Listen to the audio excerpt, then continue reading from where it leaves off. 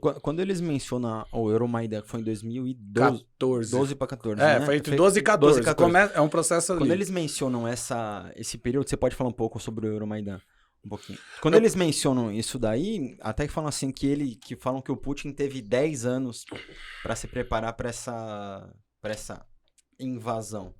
Parte muito disso ou não? É verdade que o Putin teve tempo de se preparar, mas também teve a Ucrânia teve tempo de se preparar. Sim, eu tô falando assim, teve os dois lados, mas eu tô falando assim, ele teve tempo para se preparar. Você acha que isso já tinha isso na cabeça de algum modo? E ao mesmo tempo a Ucrânia fala assim, bom, acabou aqui esse período. Então vamos nos preparar para uma retaliação. Vamos fechar a casinha que vai vir. Não uma retaliação, porque não tem lados aí, né? Eu acho que o que rola é o seguinte. Tem uma coisa que acontece no fim da União Soviética. Os países soviéticos, eles são vendidos loteados. Lembra? Neoliberalismo. Os caras vendem tudo. Só que assim, ninguém tem noção do preço real das coisas. Porque os caras não trocavam, né? No comércio russo com o Ocidente, qual que era? Não, os caras, cada um ficava no seu mundinho, certo? Qual que é o grande problema? Quando os caras liberam tudo, você forma grandes bilionários do nada, porque vendem os negócios a preço de banana, e a economia fica o caos. Isso acontece tanto na Rússia, qual que é o nome do maluco? Eu até anotei aqui. Do Boris Yeltsin, quanto acontece na Ucrânia, que eu esqueci o nome do presidente. Mas assim, isso é um problema econômico dos caras. E aí os caras tentam se reorganizar, tanto politicamente, de fazer uma constituição que funcione, quanto também organizar a economia.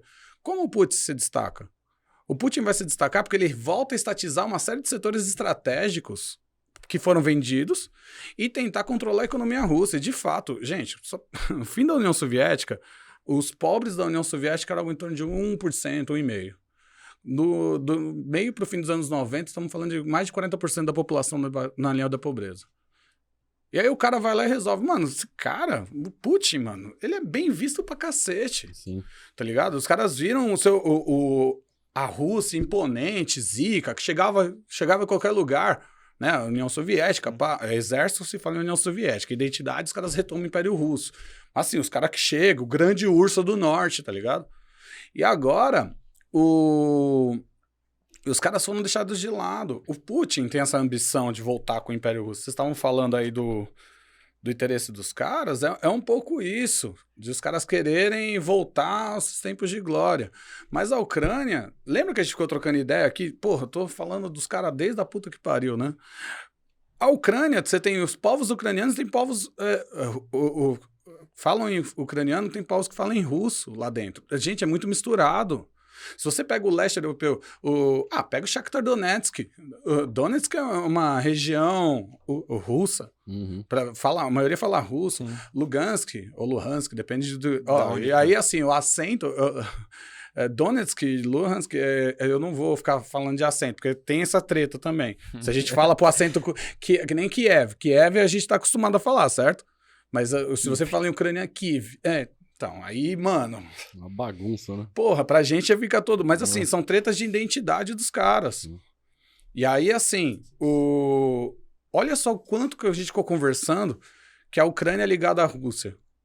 Economicamente, politicamente. E agora que virou um estado independente, qual que era a sacada dos caras até então? Eu vou ser neutro. Eu vou negociar com a Rússia e negocio com a Europa, com o Ocidente. Só que o Putin, ele tem os interesses imperialistas ali, você tem os interesses locais. E assim, se tem gente querendo independência e povo que se identifica como russo, essa é uma grande questão. Os caras se identificam como russos lá. E você falou do Euromaidan, né? Qual que era a grande treta? Tudo começa ali 10 anos antes, na Revolução Laranja. O que acontece? Você tem um candidato que, aliás, qual que é o nome aqui? O Yanukovych. Yanukovych, ele era um cara do Partido de Regiões, um cara do Oeste ali, mais próximo à Rússia. E você tem o Yushchenko. Gente, Ucrânia, lembra, desmantelou rápido, né? O que você acha que mais tem lá? Corrupção. Quebra pra cá, quebra pra lá. Isso é um problema ainda mais assim, um país que se desfez e se refez. Gente, lá que a corrupção rola solta, né? O Yanukovych, ele vai ser o candidato que vai ser mais pró-Rússia, ter mais ligações com a Rússia, contra o Yushchenko. Só que o Yushchenko, Ele tava com sobras para ganhar. E ele era um cara que queria conversar mais com a Europa. Tava com sobras nas pesquisas. Chegou na votação, o Yanukovych, por um acaso, com umas urnas tudo estranhas. Urna de papel, tá? É sempre bom falar, né? Voto de papel, tá? Que é daquele jeito, né? Voto de papel foi lá, opa! O candidato pró-Rússia ganhou. Mano, a população ficou louca. Como assim? Foi a Revolução Laranja. Laranja era a cor do Yushchenko. Então o pessoal saiu com bandeiras laranjas na Rússia e tal. E assim, era essa coisa de o governo de fora tá incentivando, tá desestabilizando. Só que assim, você também tem interesses do outro lado. E a Ucrânia fica no meio. Isso que é a grande treta. Tipo, a Ucrânia, ela recebe influência dos dois lados e tem grupos financiados dos dois lados. Só que assim, a Rússia abertamente tá influenciando ali. Aí a população, se revolta, tudo, fazem de novo eleição e por coincidência agora que foi bem apurado, deu uns 10% de diferença entre um e o outro, por acaso, né? Mas assim, só pra vocês terem uma ideia de como a coisa é feia, o Yushchenko, ele tem parte da cara zoada porque ele foi envenenado. Quem diria, né?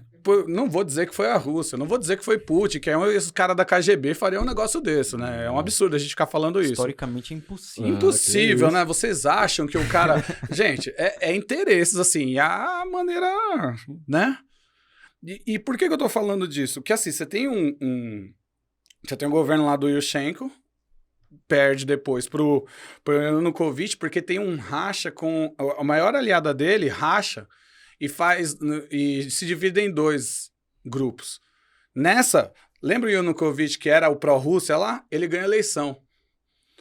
E nessa época, em 2012, a Europa estava fazendo o rolê da União Europeia, tudo, estava falando, vocês têm que seguir essa regrinha, ser democrático, fazer isso aqui, e já estavam mais ou menos encaminhando para fazer um acordo.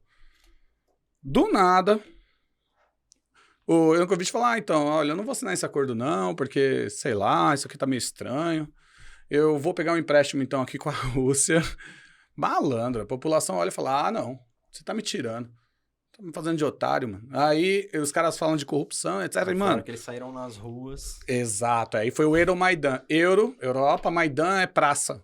Que era na praça principal, Praça da Independência Ucraniana, em Kiev.